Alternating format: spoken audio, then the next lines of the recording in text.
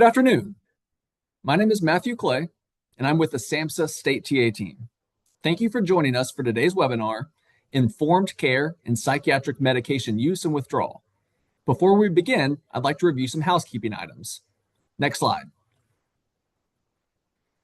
In support of improving patient care, the Substance Abuse and Mental Health Services Administration is jointly accredited by the Accreditation Council for Continuing Medical Education, the Accreditation Council for Pharmacy Education, and the American Nurses Credentialing Center to provide interprofessional collaborative continuing education activities for the healthcare team.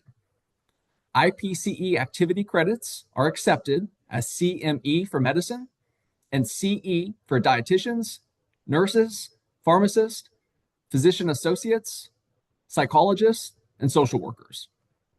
Participants can earn CMEs or CEUs by attending today's webinar. To receive credit, participants must attend a minimum of 85% of today's 90-minute presentation. CMEs and CEUs are not available to those who view the recording of today's presentation. Again, participants must view in real time at least 85% of today's presentation. At the conclusion of today's webinar, participants seeking CMEs, CEUs must also complete and submit a post-course evaluation no later than 2 weeks from today's date. This evaluation is anonymous, but to receive credit, you must complete the self-identifying question on the survey. The evaluation will be sent via Zoom at the conclusion of today's presentation. Please allow 6 to 8 weeks to receive your CMEs. General certificates of attendance will not be offered for this webinar. Additional housekeeping items. Due to the high number of participants on this call, all participant lines will be muted for the duration of this webinar session. If you have any questions, please submit them at any time by using the Q&A window. To open your Q&A window, click on the Q&A icon located in the bottom center of your Zoom window. Closed captioning is also available. To turn on closed captioning, click the CC icon located at the bottom of your screen. Lastly, this is a recorded event, and your participation grants consent to be recorded. The recorded webinar and PowerPoint slides will be made available and sent to participants at a later date. Next slide. The views, opinions, and content expressed in this presentation do not necessarily reflect the views, opinions, or policies of the Substance Abuse and Mental Health Services Administration or their contractor, JBS International, or the U.S. Department of Health and Human Services. The information provided in this presentation is for general educational and informational purposes only. It is not intended to be, nor should it be taken as, professional medical advice, diagnosis, or treatment. Always consult with a qualified healthcare provider for personalized medical guidance or if you have any questions regarding a health condition. Next slide, please. Our presenters for today's webinar include Laura Delano.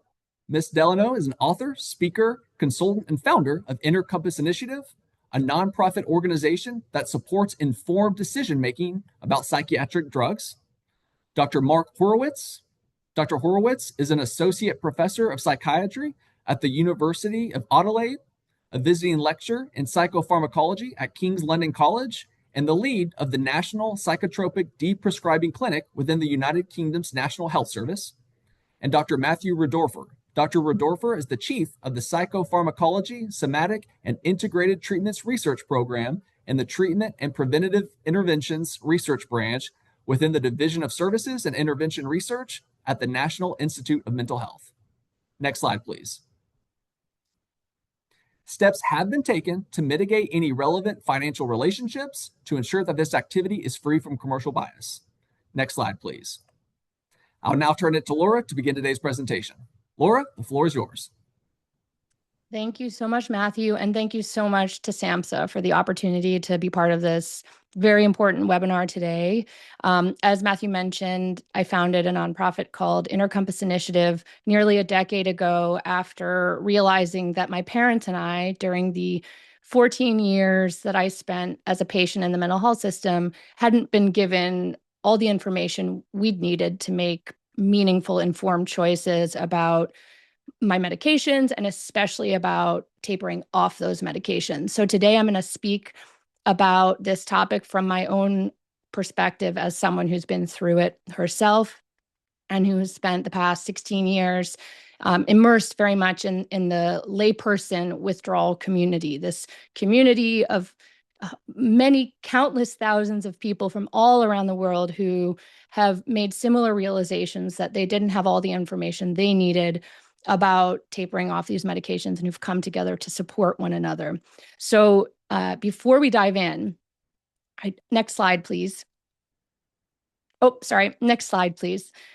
I want to make sure to clarify out the gates that the topic of psychiatric medication withdrawal should not be seen as a pro or anti-medication issue. Many people feel great benefit from these medications, are greatly benefited from these medications, and many people aren't. And the topic of tapering really shouldn't be equated with telling people that they should taper or shaming people who don't want to taper. This is really about choice and making sure that all people have all the information they need to make the right choice for themselves, whatever that might be, whether it's to take a medication or to not take a medication. And my story that I'll be sharing today is mine and mine alone. Many other people have a similar story, but many other people don't. Next slide, please. So before we get to the part of my story where I talk about coming off these medications, I want to start with how I started on them. And my story began when I was a kid. I was a 13-year-old girl who, had it together in school and sports, was a very sensitive kid. I felt the world in big ways. And I ended up having this really profound crisis as a teenager, as a young teenager, where I realized I didn't know who I was. I had so much pain trapped inside of me that I began acting out at home and hurting myself and scaring my family. And my parents ended up not knowing what to do. They were terrified, and they took me to a mental health professional. And eventually, by the time I was 14, a psychiatrist would give me a bipolar diagnosis and start me on medications that I would take for the next decade and a half for the most part. At first I was very resistant to this idea that I had bipolar disorder, but eventually I was just so overwhelmed by pain. I had been trying to find answers and relief on my own after, running away to boarding school and trying to get away from the struggles that I'd been having at home as in my, the environment that I was in as a kid. But eventually I couldn't figure out why I was in so much emotional pain, and ended up really choosing to embrace this idea that it meant that, this pain was a symptom of this mental illness that I had, and that I would need to take medications for the rest of my life. I really want to name how validating and clarifying a diagnosis can feel when you're lost and overwhelmed by what you're going through internally, and you want an explanation. You want to understand why you're feeling the way you're feeling. For me, at the beginning of my journey, the diagnosis, ended up playing that role for me. Over the decade that followed after I embraced my diagnosis and the regimen of medications that came with it, my life didn't actually get any better. It fell more and more apart with each passing year. I had a lot of physical health issues, chronic pain, headaches, digestive problems, irritable bowel syndrome. My weight fluctuated 70 pounds. I was profusely sweating all the time. I had cognitive problems. I had sleep problems. I lost my sex. I actually never even had any sexuality to begin with. I lacked creativity. I struggled to maintain relationships. Just with each passing year through my late teens and into my 20s, my life just became increasingly unlivable. And I struggled to take care of myself. I depended on my family. And I always say when I share my story that I happened to be born into a family that could take care of me socioeconomically. And so I was really insulated and protected because I could be taken care of when I wasn't able to work and had to take time off of school and all of that. So I never once questioned my diagnoses or my medications during this time. What I what I came to believe and what I was eventually outright told was that the reason I kept getting sicker and sicker and more disabled and dysfunctional is that I had treatment resistant mental illness. And basically, which I took to mean that I was just so defective, that my brain was so broken that even the best top treatments that I'd been turning to couldn't help. And that was a story of hopelessness for me. And I eventually reached the point soon after where I concluded, a treatment resistant mentally ill life isn't worth living, because if all I can turn to for help, all this treatment isn't able to help, then what's the point in going on? And so I did end up making the decision to end my life at the age of 25. Two years later, after that overdose and, 2 more years basically of continued worsening dysfunction and disability, there I was. At this point, my job was going to treatment. I was going to the psychiatric hospital every day, all day, and, in whichever program I was in, living with my extended family, unable to provide for myself, just completely debilitated by the thought of what it would take to one day maybe, be able to live a functioning independent life. I was 27 years old and could not fathom how I would ever, maybe have a family or have a career or take care of myself. It just felt completely unfeasible. And really, the psychiatric hospital had come to feel like home. It was where I would go when I was struggling and where I felt safe from myself. And a successful day at that point was, taking a shower and, getting to all of my groups. That was what my life looked like. And then around that time, I stumbled on some long-term research that looked at outcomes of psychiatric medication use over years. And I was shocked to discover that despite what I had taken for granted, that all these medications I was on, by then I was on 5 medications, were, I just assumed they were safe and effective indefinitely. If I was on them for well over a decade, it must mean that they are safe and effective to use in a polypharmacy regimen for well over a decade. But when I began to look at the literature and I realized maybe it isn't necessarily the case that long-term use of all of these medications is as safe and effective as I previously thought, I had this aha moment where I began to wonder to myself, what if it's not treatment-resistant mental illness that has led my life to fall apart in this way, but what if it's largely the treatment itself? And I knew I needed to give myself a chance to figure out whether that was true. And I made the decision then and there that I needed to try coming off of these medications to see if my life actually held another possibility for me than either, psychiatric hospitals and total dysfunction or suicide, which had previously felt like my only options. So at the time, I thought to myself, I have to get off these medications as fast as possible so I can figure this out as fast as possible. Next slide, please. Little did I know that I was actually setting my body up to go through this, to basically have a complete collapse, because I did not at the time know anything about safe, slow, hyperbolic tapering, which Dr. Horowitz will be getting more into in his presentation. So my experience of rapid psychiatric drug withdrawal, which looked like coming off of 5 medications, which were lithium, Lamictal, Abilify, Effexor, and Ativan, over the course of about half a year. Cold turkey, if you ask me. My experience was unspeakable. I had already been struggling on these medications, and so I was used to being in great distress, but everything was magnified and warped and distorted and enhanced. All of the pain that I'd been going through was taken to a whole new scale. Getting through a day felt like I'd survived a war. My mind was this just terrible, dark place of looping thoughts and paranoia and just the sense of impending doom all the time. My body was constantly in fight or flight mode. I often share the example of when I had to walk into a grocery store, just all the lights and the colors and the sounds, just it felt like I was, being assaulted. And I would have just the metal taste in my mouth, and my heart would be pounding, and my vision would be narrowing, literally at going to the grocery store. My skin broke out in these crazy boils and this horrible acne. My hair was falling out. I had chronic migraines. I had strange smells coming out of my skin, the worst insomnia of my life, horrible digestive issues.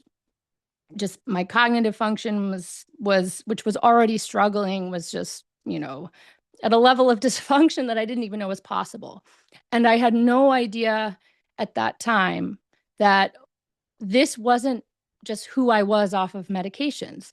I was terrified that this might just be my baseline, that, what if this is what life with untreated bipolar disorder looks like? And I was, entertaining that thought was felt impossible, because it was just unspeakable agony. Next slide, please. So in that first year, the 6 months that I came off way too fast, the months that followed, there was a lot that I didn't have. I did not have any understanding of physical drug dependence. The fact that because I had taken these medications for so long, my brain and my body had become physically dependent on them, that they'd changed themselves. They'd changed their structure and their functioning to accommodate the presence of all these medications. I had no idea that had happened. And I had no idea that what I was going through in that, explosion of my body was not what was actually withdrawal symptoms. I didn't understand that tapering off of 5 drugs over 6 months is not slow. It's like I said, basically cold turkey. And I didn't know anything about, how to navigate all of this, because I didn't know that there were forums online that I could have looked to. I was completely in the dark, terrified, and completely overwhelmed by my agony. Because I was put on these medications as a kid, and there I was in my late 20s in, early withdrawal from them, I had no idea what my true baseline was. And as I said before, just being buffeted about by all this pain, I couldn't help but wonder, gosh, is this all that's in store for me? Because I had nothing to compare it to. I had no idea what my adult self was, and what my adult body actually was, and what my adult personality actually was, because I had never been unmedicated yet, not at that point as an adult. I had no evidence that I was getting better, so to speak, with each, for that first year plus, each day was equally brutal, and it didn't feel like I was getting better, like things were lifting and improving. And the more that time passed without tangible evidence of positive change, the more terrified I got that this really was all in store for me. And I had no sense of what lay ahead, of where I was going, because up until that point, my singular purpose had been compliance with my treatment, and being a good patient, and going to my programs, and checking myself in patient when I needed to, and going to my therapy, going to my groups. That had been my purpose through the most formative years of my life. And now suddenly I wasn't receiving any, psychiatric treatment anymore. And so where was I meant to go? Who was I? What was I meant to do? So I just felt lost in this sea of uncertainty, with nothing to latch onto, nothing to hold on to, nothing to kind of chart a course towards. At the end of the day, I had almost nothing that I actually needed to have made a truly informed choice for myself about certainly starting these medications back in my childhood, but especially about how to come off of them. In retrospect, I see that my withdrawal experience was completely not a true choice. I just had no idea what I was doing, and I didn't have any support from my treatment team at the time, who didn't think it was a good idea for me to come off my medications, who, went along with it because they had no justification to forcibly medicate me. But I had nothing. I had no support. I had no one to lean on other than my family, who was also terrified, but of course was there for me to to be a rock for me as I was struggling. Next slide, please. So there was all that I didn't have, all that had prevented me from making a true choice.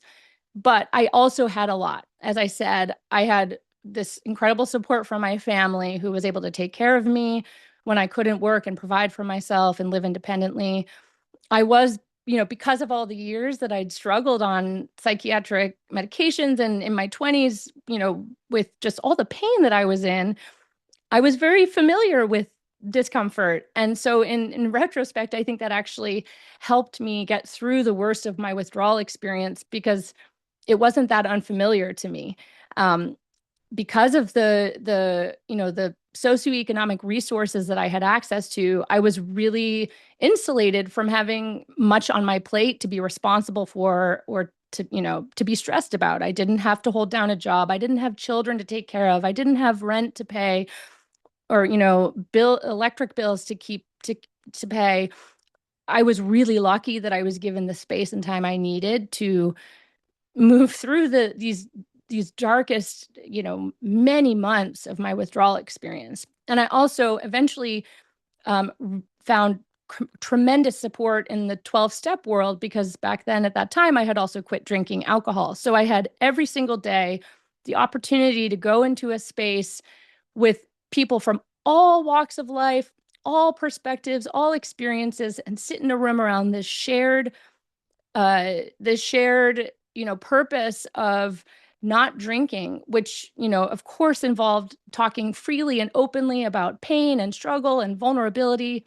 So I had that every day. And for a long time, I went twice a day, not even realizing that I was actually utilizing it mostly for my psychiatric medication withdrawal, which none of it really mattered because, at the end of the day, the details of our stories may differ, but the underlying struggles that we all have as humans are the same. And then I think what I also did eventually connect with in this early withdrawal journey was a sense of purpose. As I said before, I had lost this calling as a patient where my purpose in life is to treat my illness and seek help.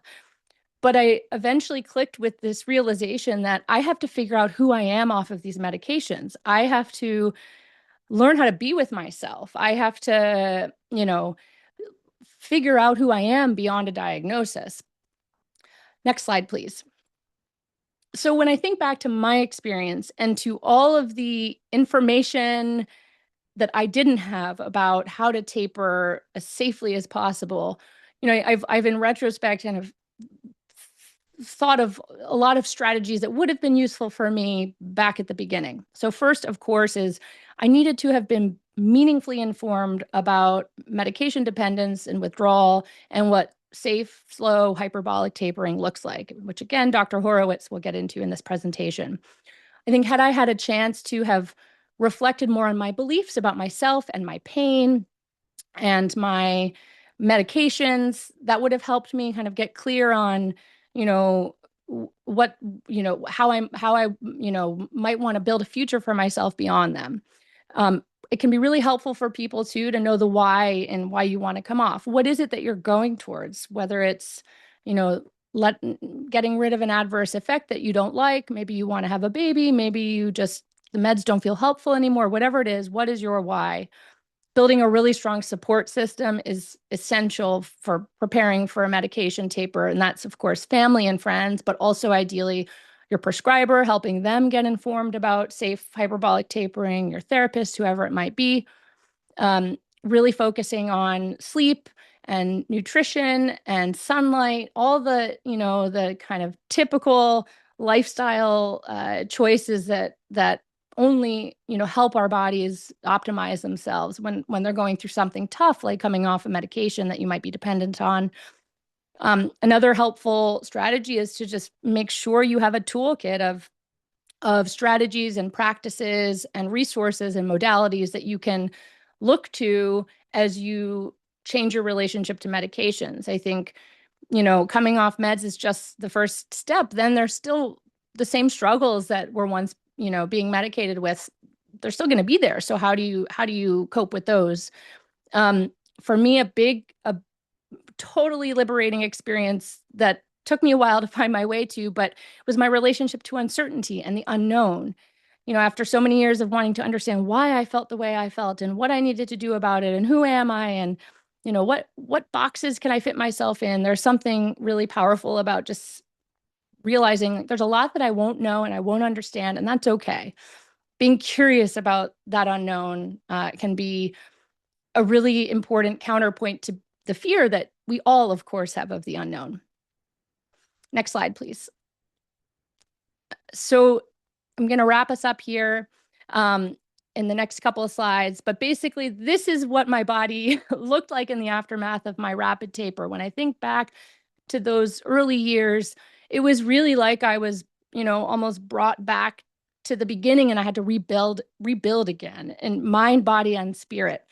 And when I think about who I am now today, 16 years later, never back then in my wildest dreams would I have imagined that I would, have grown a new forest, that I would have grown a new landscape for myself and like physically and in terms of, just what my life looks like. Next slide, please. This is me 2 years off meds. I don't have many pictures from me back then because I was still struggling a lot. It took a few years to recover from all the effects of long-term polypharmacy. This is me with my old dog and my baby blankets, which I had actually had to take out of storage because I just needed comfort. I was like a deer in headlights. I didn't understand this whole life thing. I was still, trying to piece it all together. But I was well on my way, and I was connected to the fact that what I'd been through was really meaningful and important and was part of a much bigger story that our whole society is now finally talking about with Secretary Kennedy and the HHS administration that's now, addressing this over-medicalization crisis. Next slide. So with the passage of time, because 2 years became 3, 4, 5, now here I am 16 years after medications, as I said earlier, I was the same me. I am the same me that ended up having that childhood crisis of self and of identity. I'm still a really sensitive person. I feel big feelings. I cry a lot. I get angry. I feel overwhelmed by stress. I'm still me.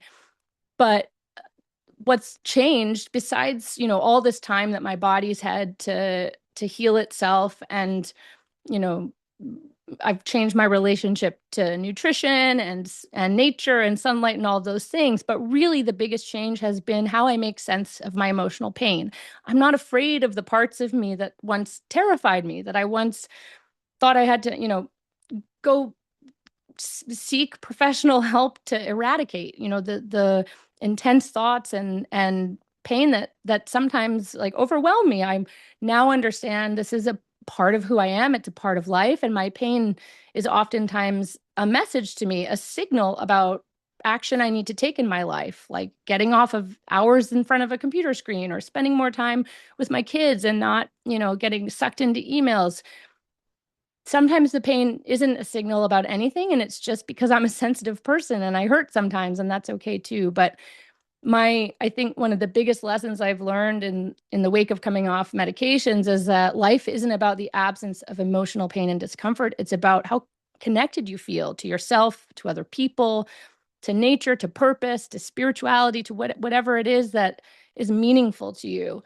And that's the beauty of it, is that we have an endless path ahead of us to deepen those connections, to practice being with uncertainty and with discomfort, because we move through.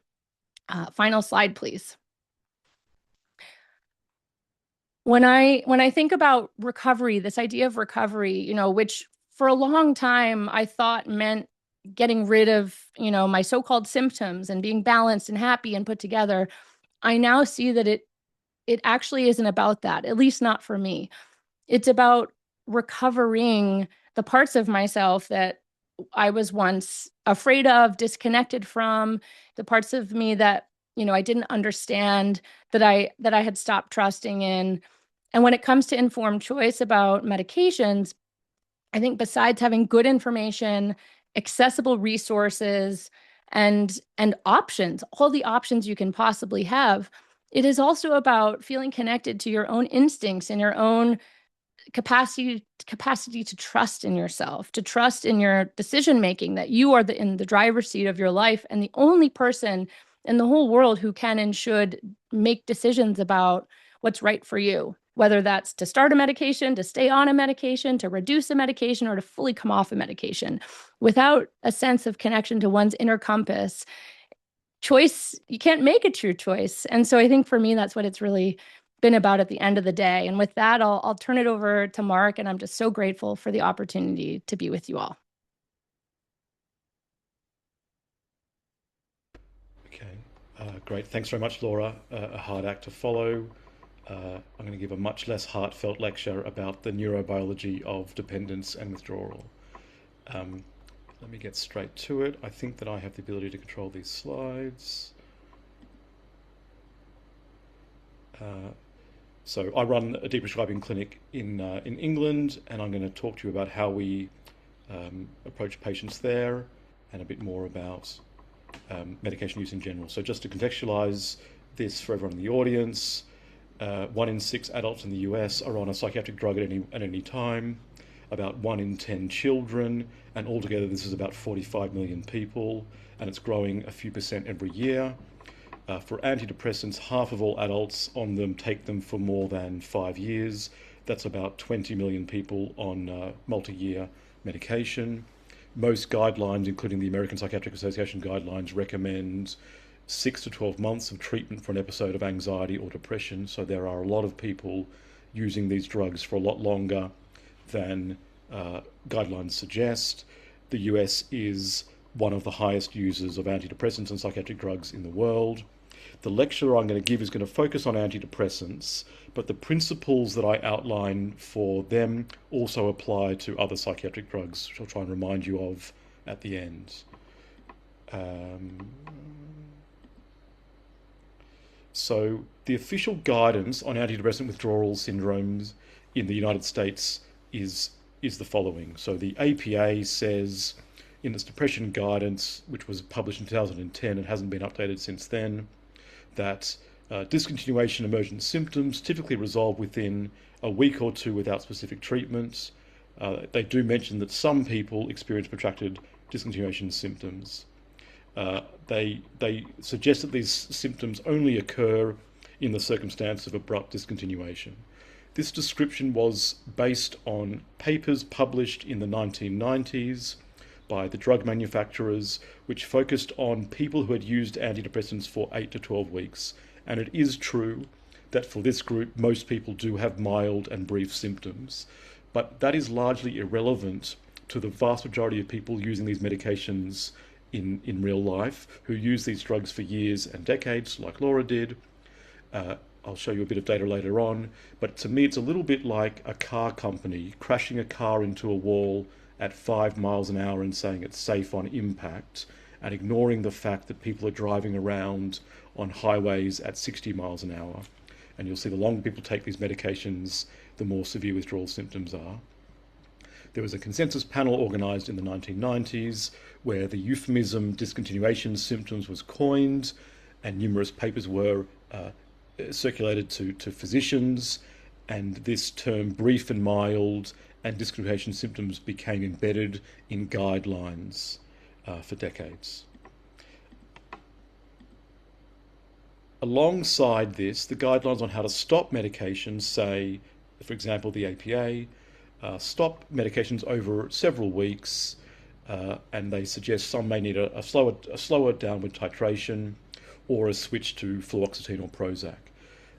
This doesn't have any further detail. The guidance was based on a single study that showed that abruptly stopping medication produced withdrawal effects in most people, and the committees at the time decided that 4 weeks was a reasonable time period based on the premise that these symptoms were brief and mild. There's actually been a recent update on deprescribing from the American Society for Clinical Psychopharmacology that completely ignored the method by which people should come off medications. So in America, this is the latest guidelines that exist. This is what doctors do in practice and other prescribers. We've interviewed more than 1,000 patients. The most common approach is to reduce the dose by half for 2 or 4 weeks, then quarter it for another 2 or 4 weeks, and then stop it. A recent randomized controlled trial in the UK found that most patients who were given this approach could not come off their antidepressants, even when they were very well. And this suggests that many people are trapped on their drugs because of the way that they're taken off, which may equate to tens of millions of patients in the US. Laura's given you a bit of a voice from online websites where people congregate to talk about withdrawal effects. The stories are all extremely similar to Laura's. They go something like, I tried to stop a medication over a few weeks like my prescriber told me. The effects were so horrendous that I either ended up in hospital or had to go back on the drug. The doctor told me there shouldn't be a problem with coming off, so it must be my original condition coming back, diagnosed me with relapse, and told me I should be on this drug probably lifelong. But it felt different to my original condition. I had dizziness, I had brain zaps, I had panic attacks that I've never had in my life before. So I've lost faith in my prescriber, and the advice on this website was much more helpful than what my prescriber gave to me. And what these websites recommend, one of them being a website that Laura's been involved in, the Inner Compass Initiative and Surviving Antidepressants, something like reduce your dose by around 10% of your most recent dose each month. So if you're on 200 milligrams of a drug, go down by 20 milligrams. And when you get down to 50 milligrams, go down by 5 milligrams per month. And people say this makes the process a lot easier, not a walk in the park, but much easier than coming off in a few weeks. And we'll come back and see whether official guidelines or these guidelines from patients online are more helpful to most people. So brief bit of neurobiology here. This is a serotonergic synapse. One neuron meets the second neuron. The round balls of serotonin are released into the synapse where they interact with the receptors on the second nerve cell and send a signal through the nerve cell. These blue columns are the serotonin transporter, which act like the hole in a bath and let serotonin out of the system. When we introduce an antidepressant, we block 3/4 of the serotonin transporters. That is, we plug up that the hole in the bath, and we get increased levels of serotonin in the synapse. This means that these receptors are now being bombarded with excess signal. Does this work? It's like we put down the accelerator on the system. And because of the principle of homeostasis, that is, we like to stay in the middle. When it's too hot outside, we sweat. When it's too cold outside, we shiver. The body responds to this accelerator by putting on the brake. That is, there's a downregulation in the number of receptors on this second neuron, which you can see on neuroimaging after just a few weeks of people on a psychiatric drug like antidepressants. This is now a new equilibrium. Now when we stop the antidepressant, it's washed out of the body by the liver and kidneys in a few days or weeks, and the serotonin transporter is unblocked and goes back to doing its job, and we now have normal levels of serotonin in the synapse. But what doesn't just snap back into how it was before the drug was there are the adaptations that were made to the presence of the drug, that is this break. And we can see on neuroimaging of long-term users of antidepressants that they have changes in their serotonin system caused by medication that persist for up to 4 years after the drugs are stopped. Of course, this is a simplified diagram. There are other targets of other medications. The point is that adaptations made to a drug don't just disappear as soon as the drug is eliminated from the body. And that is probably what causes withdrawal effects, because now you have normal levels of serotonin acting on down-regulated levels of receptor, and you get something like a low serotonin syndrome, as well as all the downstream effects. That also helps to explain why withdrawal effects can last so long. Laura's just talked about being sick for years after coming off her drugs. Most doctors find that hard to believe because they think, well, it takes a few days or weeks for 5 elimination half-lives of a drug to pass, and so that's how long it should take for withdrawal to pass. But that's a misunderstanding of what causes withdrawal. It's not the time taken for the drug to disappear, it's the time taken for the body to get used to the drug not being there. In other words, for the brake to be taken off, for these receptors to be upregulated back to their pre-drug state, their factory settings, if you will. A good analogy for this is something like people who go to a concert, it's a loud concert, your eardrums become less sensitive to sound, you then go out into the quiet street, and everything around you sounds muffled for a minute or two. It's actually a sound withdrawal syndrome. And the reason it takes a minute or two for the sound to sound normal is because that's how long it takes your eardrum to relax back to its normal state. Even though when you shut the door on the concert, the sound dissipates in a split second. In other words, it's the adaptations to a stimulus, it's how long that takes to resolve, not how long it takes the stimulus to disappear. And there are studies in animals and in humans that show after people take psychiatric drugs, they have changes in their hormonal system, their serotonin system for months or years afterwards. And that is probably why these syndromes can last so long after people stop these drugs. So psychiatric drug withdrawal syndrome, they are physiological symptoms that occur on stopping or reducing the dose of a psychiatric drug. They manifest in multiple different symptoms. Laura talked about visual problems, about mood problems, about energy, because these drugs affect every organ system. Both physical and emotional symptoms are very common. They occur because of adaptations to the brain that take time to resolve, like I just showed you. Another issue that causes misconceptions is withdrawal does not require addiction. Of course, withdrawal effects were first studied in addictive drugs like heroin and alcohol, but they occur in any drug that you adapt to. So in olden pharmacology textbooks, this was called physical dependence, although unfortunately since the DSM-3, this has become conflated with addiction.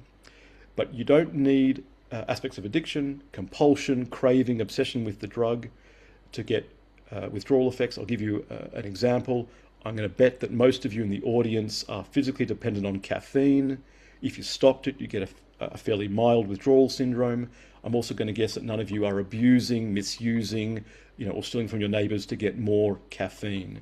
The same is true for antidepressants. In fact, the same is true for most people taking benzodiazepines, gabapentinoids, as prescribed by their doctors without misusing or using or abusing. All you need is chronic exposure to a drug and adaptation that predicts withdrawal. And that's true for most people taking benzodiazepines, as I've put there, without any use disorder. The flip side of withdrawal is tolerance. You can't have one without the other. The more tolerant you are to a drug, the more withdrawal you get from it. And so, of course, drugs like benzodiazepines and gabapentinoids, of course, cause tolerance, but so do antidepressants. This is colloquially referred to as poop out by many doctors, although it's sometimes downplayed. There is a very long list of withdrawal effects from antidepressants. In fact, this is just a selected list. Dizziness, insomnia, impaired concentration, fatigue. Laura mentioned many of those. People can get arrhythmias, tachycardias on coming off drugs. It can be a profoundly physical experience. But it's the mood symptoms that cause the most confusion. Depressed mood, irritability, anxiety, panic attacks. We know that these are symptoms of withdrawal because they're found in studies of people who are put on these medications for reasons other than mental health problems. So given them for pain syndromes, for the menopause, or even in healthy volunteers. And of course, this leads to widespread misdiagnosis when these symptoms come up.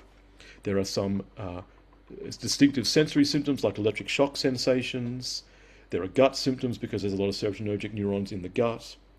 But there are also some very serious symptoms.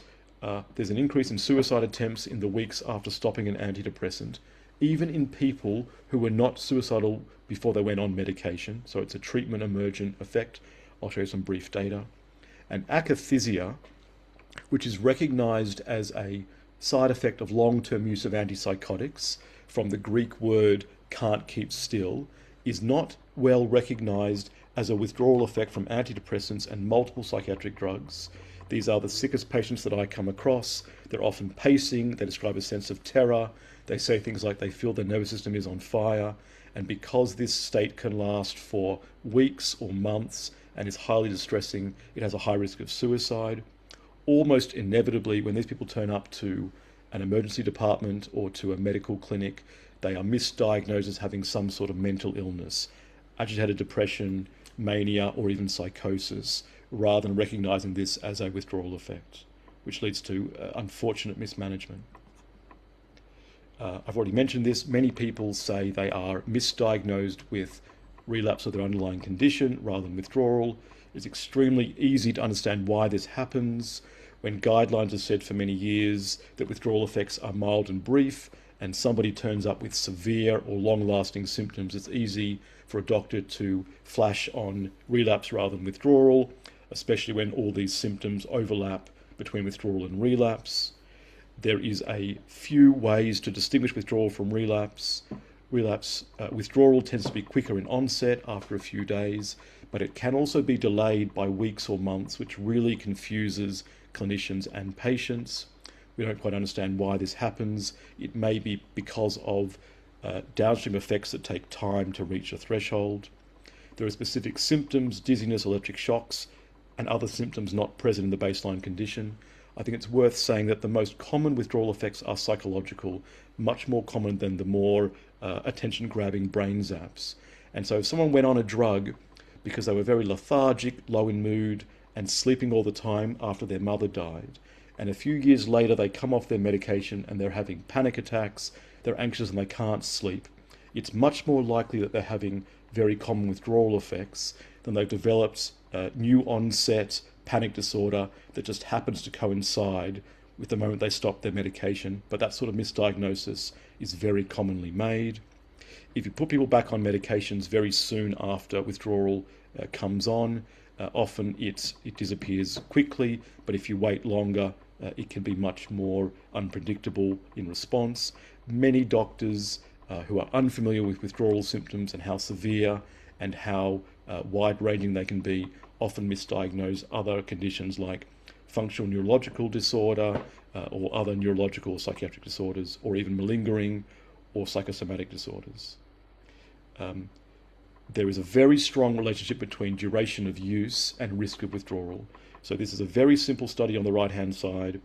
People who have been using these medications for only a few months have withdrawal only in a minority of cases, 1/3, and when they do, it's generally mild rather than moderately severe or severe. And that's where the drug companies did their studies. There have been a few meta-analyses published recently by Kalfas and Hensler that are focused on this side of the graph. But for most long-term users, it's a different story. Most people have withdrawal effects, and most of them say, or about half of them say, that they're moderately severe or severe. And of course, that's the group of people that we're most concerned about. Very briefly, we asked people, what symptoms did you have before starting medications? What did you have after stopping? And you can see, for example, that 3 out of 10 people were suicidal before starting medications. But after stopping now, 6 out of 10 are suicidal. In other words, almost 1/3 of people are experiencing suicidality for the first time on stopping their medications. That's true for all the different symptoms we looked at. So this is clearly a distinctive syndrome. Because of such poor recognition, many people are left without medical care, relying on their family and friends. If you're lucky like Laura, you have a very supportive group of family members, but otherwise people are left in very difficult circumstances. In the UK, there's been an update in guidance on withdrawal because of this research and other, that now says that withdrawal effects can be severe and long-lasting over several months. There's been no such update in US guidance since it was last published 15 years ago. I want to just spend a few minutes talking about how to minimize the problems I've outlined. And I'll go through this very briefly. There are lots of reasons why people might want to stop medications. They're using it longer than guidelines recommend. Stresses have resolved. People have developed alternative coping mechanisms. For many people, these medications are not effective. The number needed to treat for most psychiatric drugs are 7 to 10 or more. There are many side effects, sexual side effects, emotional numbing, fatigue, memory impairment and concentration, weight gain. A lot of people have been told they've got a chemical imbalance that makes them less likely to want to stop medications, even when it is beyond guidelines. There are specific issues with older people, falls, fractures, bleeding, and women of childbearing age with increased risk of fetal abnormalities and all sorts of pregnancy-related issues, as well as withdrawal symptoms in their offspring, and probably effects on their motor and emotional development after birth. I want to talk through this guidance from the Royal College of Psychiatrists in the UK, the equivalent of the APA. It gives a very brief overview of how to stop antidepressants that's also relevant to other medications, and Laura already mentioned hyperbolic tapering a couple of times. The guidance says the following. For people who have been on antidepressants long term, they should taper off over months or years. They may need to go down to very small doses, that is less than 1 milligram before stopping. And they should go down in smaller and smaller size reductions. And the rate should be adjusted to the individual's ability to tolerate the process. That might sound quite unfamiliar to many of you, and I'll try to make sense of where that comes from. So we published a paper in the Lancet Psychiatry now a few years ago, looking at PET imaging of how antidepressants affect the brain. This example is citalopram or Celexa. The y-axis is actually effect on the serotonin transporter, but you can just think about it as effect on the brain. And the main point about this graph is it's not a straight line. 20 milligrams and 40 milligrams are the most common doses prescribed. People think that 40 has twice the strength of 20, but actually the difference in terms of effect on the brain is very minor. And even a tiny dose like 2 milligrams that most prescribers would think of as laughably homeopathic actually has about half the effect of 60 milligrams, much more than you would expect. And the reason for that is the pharmacological law of mass action, which basically says the following. When there's not much drug in the system, all the receptors for the drug are open for business. And so every milligram of drug has a large effect. A bit like the game of musical chairs, near the beginning of the game, it's very easy to find a chair. As there's more and more drug in the system, less chairs, less receptors, every milligram of drug has less and less effect. And so you get this law of diminishing returns. And this shape happens to be a hyperbola, if you remember high school mathematics. That allows us to understand what happens when people come off medication in the way that most doctors recommend. They might say you're on 20 milligrams of citalopram, go down to 10 by taking half a tablet for a couple of weeks, then go down to 5 milligrams by having half a tablet every second day and then stop. It's very simple for the clinician, but it's very difficult for the patient because the first reduction from 20 to 10 causes a change in effect on the brain. Some people already find that very unpleasant. Some people find that a little bit easier. The next reduction causes twice the change in effect on the brain.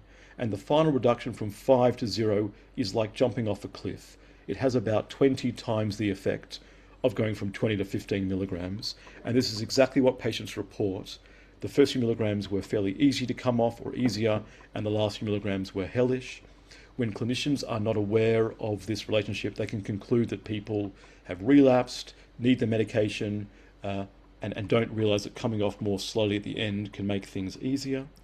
And so what makes more sense, rather than reducing by even amounts of dose on the x-axis, what makes more sense is reducing by even amounts of effect on the brain. So I've drawn 4 horizontal lines separated by 20 percentage points on the y-axis, and that corresponds to smaller and smaller size reductions in terms of dose, down to these very small final doses, so that the final step from this dose to nothing is not a bigger step down than the previous reductions in terms of effect on the brain. And because this curve is a hyperbola, this is referred to as hyperbolic tapering. You can imagine walking down this graph as if it was a path. It starts off like a very shallow country walk and turns into a very steep cliff where you have to go down inch by inch. A very, very quick way of summarizing this is to talk about proportional reductions. For example, reducing by 50% of your most recent dose each month produces roughly even changes of effect on the brain. A lot of people cannot tolerate that, it's too quick, and they need to make reductions as small as 10% of their most recent dose each month. And if you remember, that's exactly the advice that was given on those peer support websites. I think it's no coincidence that tens of thousands of people through trial and error in their kitchens and bathrooms, have come up with the same pattern of reductions that exactly matches the PET imaging of these studies. And just to say, everything I've said for Celexa is also true for every antidepressant on the market. The smallest available tablet or capsule has at least 80% of the effect of the maximum licensed dose. So when people are told they're on a very small dose of a drug, they can just stop it. That's never the case, because the body doesn't care what size tablet or capsule you're swallowing. It only cares about the effect on target receptors, and even a quarter of the smallest dose is often a very large cliff fall. And that is why a lot of people end up in a lot of trouble coming off these drugs. There are starting to be more studies that are looking at this. There are cohort studies from Holland that find that people that are unable to come off their medication with the usual approach are able to come off most of the time with this slower, gradual approach, and their withdrawal effects are much less. Finish up in a couple of minutes here. There are some practical issues about how to make up these doses. In America, many of these drugs come as liquids, which is a very easy way to manipulate them. There are compounding pharmacies. Skipping doses is not a great idea because it causes wildly fluctuating plasma levels. And although Prozac has a reputation for being self-tapering, that's not the case. Randomized trials find that half of people have serious trouble coming off Prozac. It's often delayed in onset, and the studies that the manufacturer did to give it that reputation are very misleading because they only stopped the drug for about a week and they missed the delayed onset withdrawal effects. And so the Prozac bridge I often describe as a bridge to nowhere because it can cause people a lot of trouble. I just quickly, in my last 30 seconds, everything that I've just said for antidepressants also applies to all psychiatric drugs because of the law of mass action. The same curve applies for diazepam and GABA. Going down from 1 milligram to 0 has a larger effect than going down from 100 milligrams to 75 milligrams. That's also true for tapering off pregabalin or gabapentin, with these same curves also applying. It's also true for antipsychotics, risperidone, haloperidol, quetiapine, all the same law of mass action. We put together a textbook called the Maudsley Deprescribing Guidelines that explains everything I've just talked to you about, withdrawal effects, when to stop, how to stop these drugs safely, and what different formulations to use. It has all the different formulations that are available in America to guide a clinician on how to safely taper people off medications. And that's it. Thank you very much.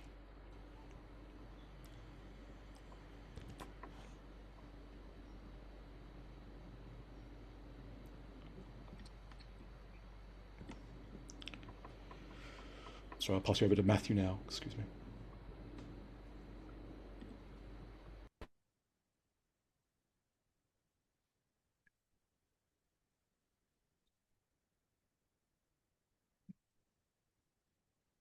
Okay, good afternoon. I'm pleased to join this important conversation. Next slide, please. I have no disclosures to report. Next slide, please. Our discussion so far has underscored Health and Human Services Secretary Robert F. Kennedy Jr.'s concerns that some meds, especially selective serotonin reuptake inhibitor, SSRI antidepressants, may be overprescribed and, as we were hearing, difficult to stop once they are no longer needed or wanted. I want to now turn to the proverbial other side of the coin of the Secretary's remarks, reminding the field that medication need not be the default option for all. Secretary Kennedy calls for healthcare providers, quote, to expand the use of non-pharmacologic treatments and to strengthen informed consent and shared decision-making, unquote. Next slide, please. So what are these non-medication intervention options? And how do they fit into an overall treatment plan? To begin with, just about all of these approaches fit into one of three categories: psychotherapeutic, device-based, and lifestyle activities. These methods vary widely on a number of parameters, ranging from potency to risk of adverse effects, to cost, to the convenience of in-home versus clinic versus travel to another community for access. Finally, there can be profound variability in the level of evidence for effectiveness, with only a subset of device-based interventions subject to FDA approval and therefore required to undergo double-blind, placebo, or sham-controlled clinical trials demonstrating their safety and effectiveness.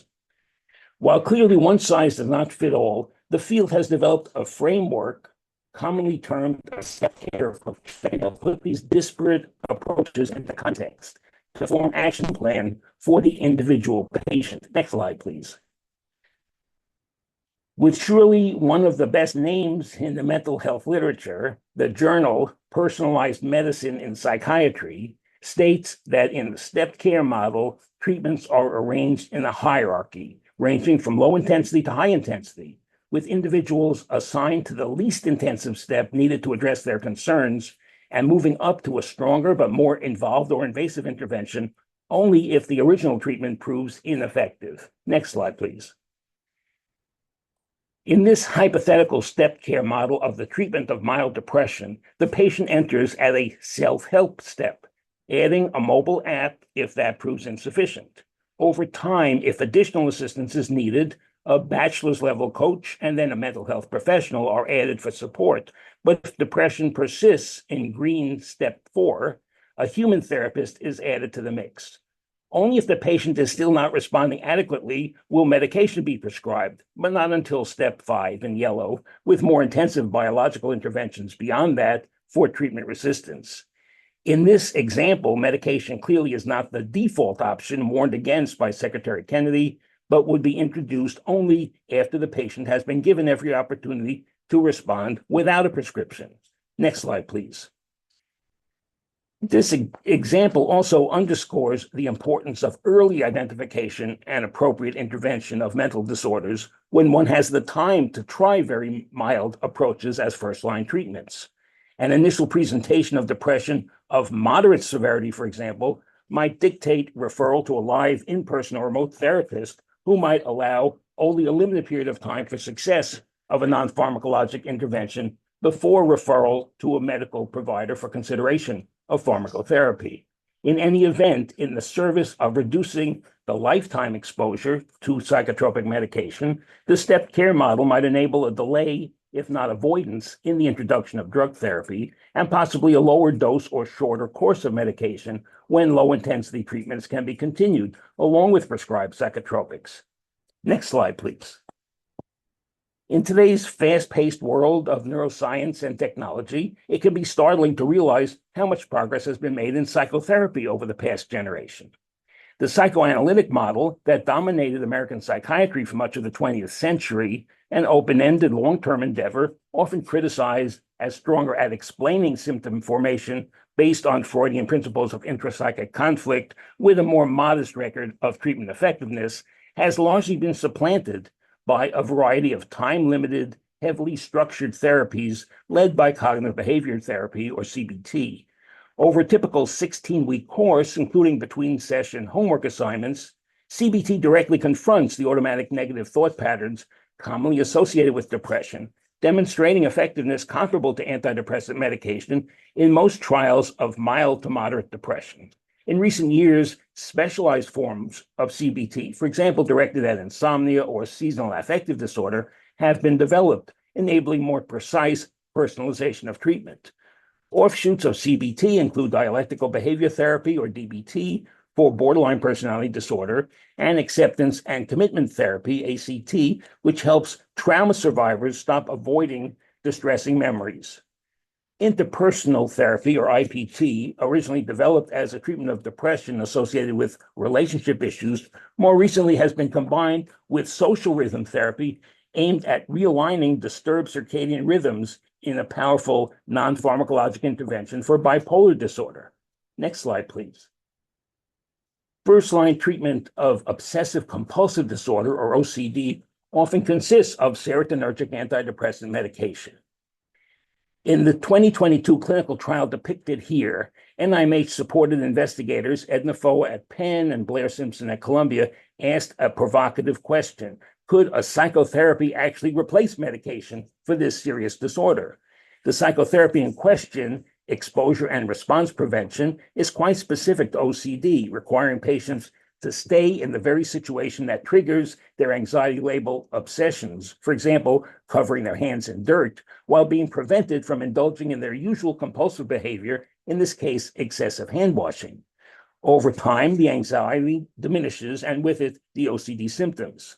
The sample in this study had already been taking medication when they went through a successful course of exposure and response prevention, after which the subjects were randomized to either taper and discontinue their antidepressant medication over what now we realize is a ridiculously quick 4 weeks, or to continue the pharmacotherapy unchanged.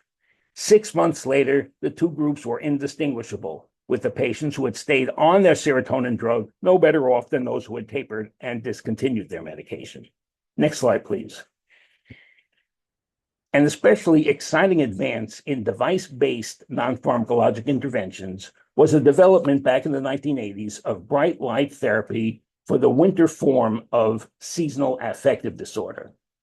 Sitting in front of a stationary full-spectrum 10,000 lux light box every morning for up to an hour throughout the winter, most seasonal depression patients found this treatment beneficial, if a hassle, for those trying to get out of the house to work or school. Efforts at a portable equivalent of the light box, for example, light shining from the underside of a visor, proved unsuccessful, probably due to the anatomy of the skull, which prevented the light from reaching the eye at a good angle. In recent years, this problem has been overcome with the introduction of wearable glasses and goggles that shine the light upward, as in the photo here, not downward, from ports mounted on the lower rim of the glasses. By concentrating on the most powerful green and blue wavelengths of light, the output of the glasses is said to be equivalent of that of a 10,000 lux standard light box. Small but well-conducted trials have been encouraging in demonstrating effectiveness of bright light therapy in the treatment of some patients with non-seasonal unipolar and bipolar depression. Especially encouraging has been a series of small but significant studies showing the effectiveness of wearable bright light therapy for a disorder appearing under conditions where medication is especially unwelcome by many patients, and that is depression occurring during pregnancy or postpartum. NIMH-supported investigators have shown not only that morning use of light therapy goggles could treat peripartum depression without meds, but that the intervention corrected circadian rhythm dysregulation in the form of phase delay, as evidenced by repeated overnight measures of melatonin. In contrast to the traditional standalone light box, the light therapy goggles offer the added benefit of avoiding exposure of the bright light to infants or other children in the home, given the unknown safety questions raised. With the antidepressant effectiveness of bright light established, the field has moved on to confirm the converse, that if caught early in its course, a manic episode can be calmed with a few consecutive sessions of overnight complete darkness and therefore require lower doses of anti-manic medication. Milder hypomania and even common insomnia often responds to wearing blue light blocking glasses in the evening, though sleeping in a pitch dark room is still recommended. Next slide, please. Research in light therapy called attention to the common occurrence of sleep and circadian rhythm disturbances in mental disorders beyond depression and the potential value of such pathology as targets of treatment development.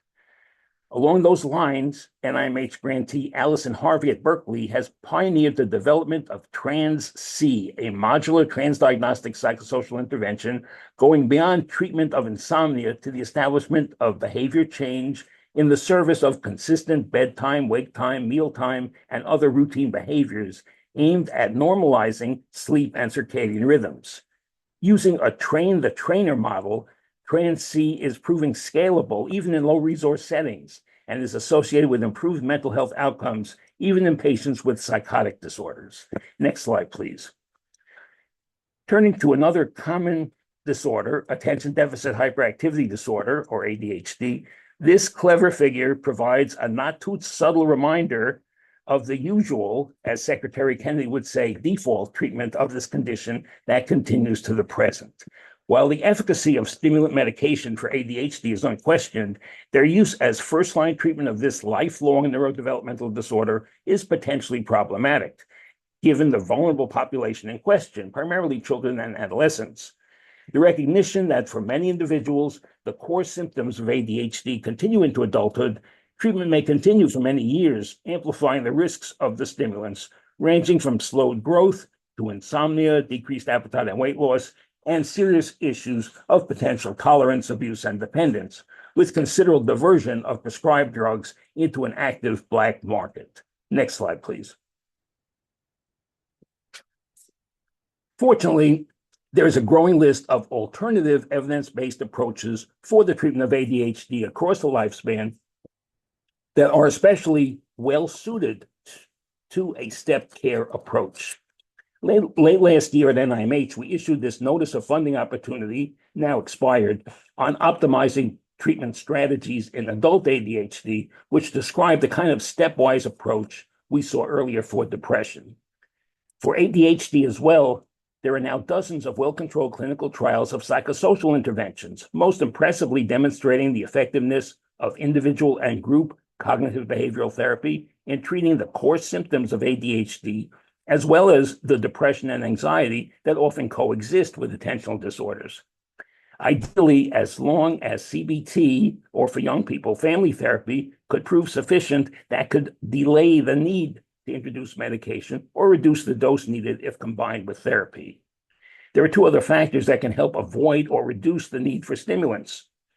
First, there are now several non-stimulant medications, including atomoxetine, guanfacine, and viloxazine, that are FDA approved as either monotherapy or as adjunct to stimulants. While clearly less potent than stimulants, these non-stimulant medications constitute a valuable step up from the psychotherapies, and for many could at least buy time before introducing stimulants into the treatment regimen. Second, there is another category of non-pharmacologic treatments to consider, and those are device-based therapies. Early in the step care hierarchy, generally paired with other psychosocial interventions, are FDA-cleared app-based games and exercises, primarily geared toward inattentive or combined type ADHD. These include a game for children and teens aimed at teaching multitasking while avoiding distractions to strengthen the brain's attention system, and an app-based treatment for adults with ADHD, providing cognitive exercises aimed at strengthening working memory and cognitive control. Another more intensive form of device-based interventions are those providing direct brain stimulation, which of course can sound frightening and overwhelming, especially to kids and parents. Some investigators have been known to try to sugarcoat this by pairing pictures of neurostimulation devices with those of adorable children and teddy bears, a rather cheap gimmick, in my opinion. Next slide, please. If you look closely at this adorable child sleeping comfortably with this teddy bear, you will notice on the child's forehead a disposable adhesive patch connected by wire to a small stimulation device. This is the external trigeminal nerve stimulation system, FDA cleared for monotherapy of pediatric ADHD under the supervision of a parent or caregiver of a child aged 7 to 12 on no ADHD prescription medication. The device delivers low-level electrical pulses throughout the night while the child sleeps, stimulating a branch of the trigeminal nerve passing across the forehead and projecting to the brainstem and prefrontal cortex, stimulating regions associated with attention, mood, anxiety, and executive control of behavior. The child typically feels mild tingling that does not interfere with sleep, and no short or long-term adverse effects have been reported. FDA clearance was based on successful small studies. At present, NIMH is supporting a 2-site confirmatory efficacy clinical trial. Next slide, please. Along similar lines, progress continues on safe and effective, painless and medication-free, non-invasive brain stimulation approaches for home use. For example, transcranial direct current stimulation, or TDCS devices, delivering mild electrical stimulation to the scalp, was FDA approved for depression in December 2025. Excuse me. The now classic pair of neurostimulation devices seen here may be used alone or as part of a combination treatment package, but are quite different from each other. The original nearly 90-year-old electroconvulsive therapy, or ECT, with modern unilateral electroplacement and brief pulse electrical stimulation is safe and effective, remaining the gold standard treatment for the most severe forms of mood disorders. Although no longer strictly an inpatient procedure, ECT continues to require pre-medication with general anesthesia and a muscle relaxant as seizure activity in the brain is necessary, and its declining availability in many parts of the country is leaving a niche market for this venerable brain stimulation intervention. In contrast, the profile of repetitive transcranial magnetic stimulation, or TMS, or just TMS, continues to rise as its availability, indications, and user-friendliness steadily increase. When originally approved for the treatment of adult depression in 2008, previous failure of multiple medication trials was required, and the treatment necessitated near daily trips to the clinic over a month, a challenge certainly for people with treatment-resistant depression.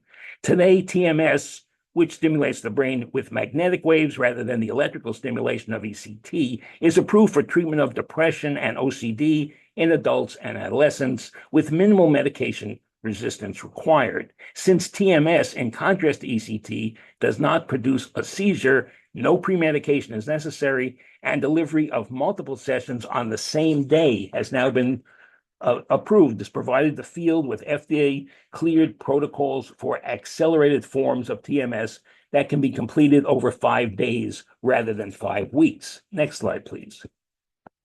When it comes to lifestyle changes with evidence supporting a non-pharmacologic treatment of depression, the one to watch clearly is exercise, though the clinician who wrote this prescription for a bottle of tiny athletics shoes might have gotten a bit carried away. Next slide, please. Citing evidence relating a lack of daily movement with negative effects on brain health, many advocates of exercise for improved mental health point to related improvements in a number of mental disorders, not just depression. Next slide, please.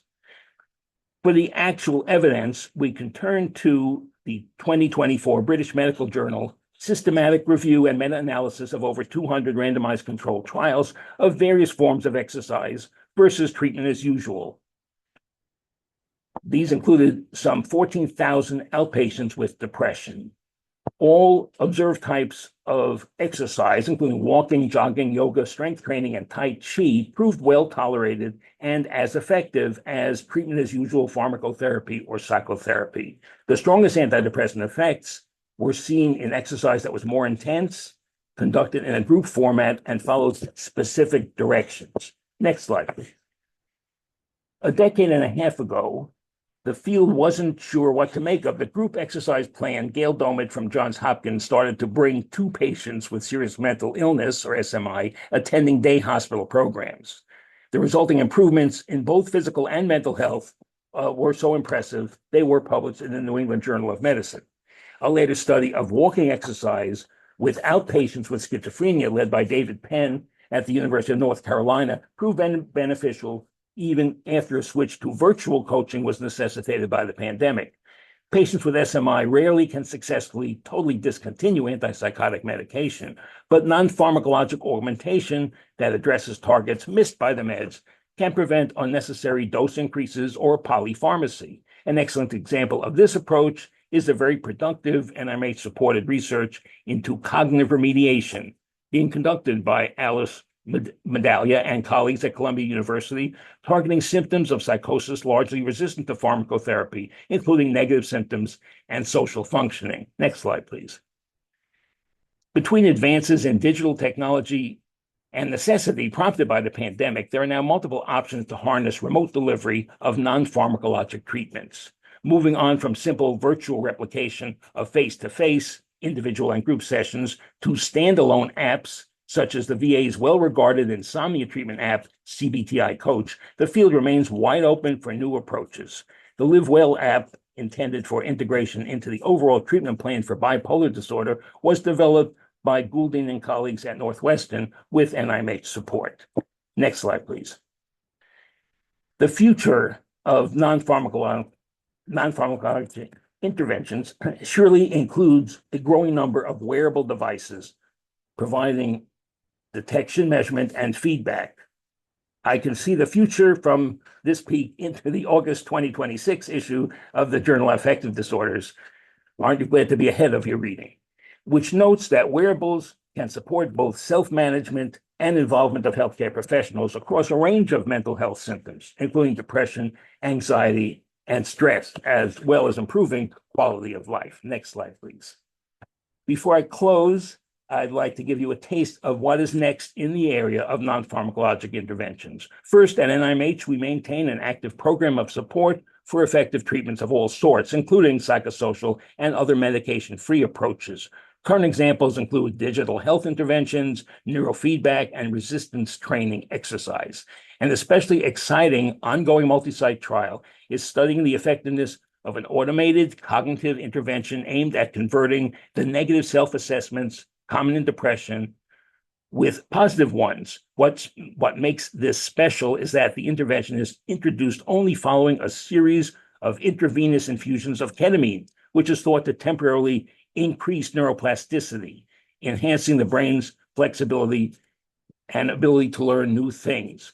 This is a very exciting development in terms of using medication to essentially set the stage for effective non-pharmacologic intervention. Next slide, please. And this, the phenomenon of increased neuroplasticity, also characteristic of psychedelics, such as psilocybin and other rapidly acting pharmacotherapies. The methodology to best study these compounds and their psychotherapeutic components is the subject of this newest NIMH funding announcement. So watch out for these studies. Next slide, please. Beyond the grand scientific goals, more prosaic aims for the short term include developing better methods for personalizing treatment to the individual and enhancing the availability of evidence-based interventions in all communities so that option and choice are not merely hypothetical words. Thank you for your attention. At this time, next slide, please. At this time, we will begin the question and answer segment of the presentation. Because of the number of questions asked, select questions will be relayed. Our first question. Laura, was your psychiatrist monitoring your discontinuation of the medication? That's a great question. He was. My whole treatment team was involved with the decision to bring me off.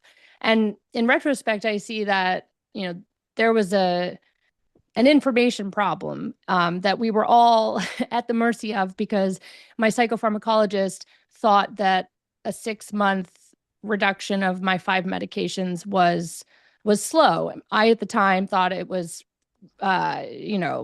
way too slow, and I wanted to go faster, but I agreed to do it at the rate that he suggested. And in retrospect, had he learned about everything that Dr. Horowitz shared today, I imagine it would have gone very differently for me, and that they might have been able to have been more supportive of me. But I think at the time, they were really scared. I had this serious history of, trying to kill myself. I was, had this serious mental illness diagnosis. I think it was a lot for them to consider me coming off. And so they weren't really supportive of my decision, but went along with it because, as I said, they couldn't force me to take medications. But I followed his reduction guidelines, and because he didn't have the information that Dr. Horowitz presented, it was a really difficult experience for all of us. Our next question for any of our presenters. How long after stopping antidepressants, whether tapered or not, can withdrawal symptoms begin to appear? So I'll take that one. So the textbooks have said for a long time that it's 3 to 5 half-lives of a medication, which means a few days or a few weeks for some of the longer acting drugs. But there's been increased recognition that there can be these delayed onset withdrawal effects, which means they can come on weeks and sometimes months after stopping. When I first saw it, I thought this can't make any sense. The drugs must have been long out of the system. But I've seen classic withdrawal symptoms, brain zaps, dizziness, symptoms people have never had before, come on a few months after stopping. I've now seen dozens of such patients. I think we really need to work out what is going on. I assume that there's something about downstream effects taking a while to accumulate. I sort of think about the game of Mousetrap, where the ball sort of rolls down the thing, it kicks the bucket, and it takes a while for things to manifest. But yes, that's something very much to look out for. It's a real doozy for diagnosticians. Our next question for any of our presenters. Why is accurate recognition of withdrawal symptoms important in clinical practice? sorry, not to be greedy here, but it's really important because it means you're going to manage things extremely differently to if it's relapse. If someone's having their symptoms, underlying symptoms come back, you might think, well, this drug is very useful for them. Let's put them back on it. But if it's withdrawal symptoms, the message is come off more slowly. Think about cigarettes. If someone has withdrawal effects on stopping, you don't say, well, they must keep smoking cigarettes. Of course, they need to come off more gradually. Of course, psychiatric drugs and cigarettes are not the same sort of medications, but withdrawal effects, mean something very different from relapse of someone's underlying condition. Our next question for any of our presenters. Do you think the duration of medication treatment impacts the need for extended tapering of medications? So yes, that's very clear. In lots of studies, the longer you're on a medication, of course, the more you adapt to it. It's just the simple principle of homeostasis. People that drink caffeine for a couple of weeks have no trouble stopping. If you're on it for 20 years, it's much harder. And the same is true for all psychiatric drugs that show a very clear gradient between duration of use and risk of withdrawal, which can be mitigated to a large degree by slower tapering. And that being said, I have heard many stories of people who were only on a psychiatric medication for the short term, over a few weeks even, or a few months, and still had difficult withdrawal symptoms. So it doesn't therefore mean that short term use can't also cause withdrawal sometimes too. Our next question. What competencies do therapists, peer specialists, and families most need in order to safely support individuals taking or discontinuing psychiatric medications? Laura? I can jump in if Matt, unless you want to, Matt, but just from the perspective of a support system, I think I often say that in the case of tapering off psychiatric medications, the journey begins well before the actual reductions take place. There's a lot of preparation work to do, coming up with, crisis plan. If things start to go south, first of all, what does that look like? What will be helpful for the person if, they stop sleeping, or if they start to have disturbing thoughts or whatever it might be. So coming up with a crisis plan, really optimizing lifestyle. So making sure sleep is as strong as possible, removing any stressors and responsibilities that can be removed. Looking at diet, is the person getting enough nourishing foods for the brain and the gut? Spending all that time, working with the support system too, to think about what are the boundaries here, who in the support system can handle what, where are the hard lines. My aunt could handle me reaching out to her at any time, day or night, if I was in a crisis, but maybe someone else in the family system, their sleep was really important. So please don't talk to me if you can't sleep at night. Just really talking that through with the support system, because everyone involved needs to be taken care of, and everyone involved has their own needs. So I think it's really important to take all the time necessary, including talking with your prescriber, therapist too, anyone else you're working with, to think this all through before you actually start making reductions. If I could add a point, Kay Jemison has written about her experience living with bipolar disorder, and made an interesting comment that during good times, when things were stable and steady, that was a good time to meet with her family and close friends and come up with a plan if things went south, or if she was going to make a change in medication and things might not stay level, so that they could all at least start off on the same page. This concludes the Q&A portion of the event. Next slide, please. In closing, all attendees will receive a link to complete a survey after today's webinar. The survey link will be sent via Zoom directly following today's presentation, and again 24 hours later. We ask each of you to take a few moments to complete the evaluation, as your feedback helps shape future webinars. All attendees will also receive a link to complete a follow-up evaluation approximately 3 months from today. Again, we ask each of you to take a few moments to complete the follow-up evaluation. One final reminder, participants can earn CME CEUs by attending today's webinar.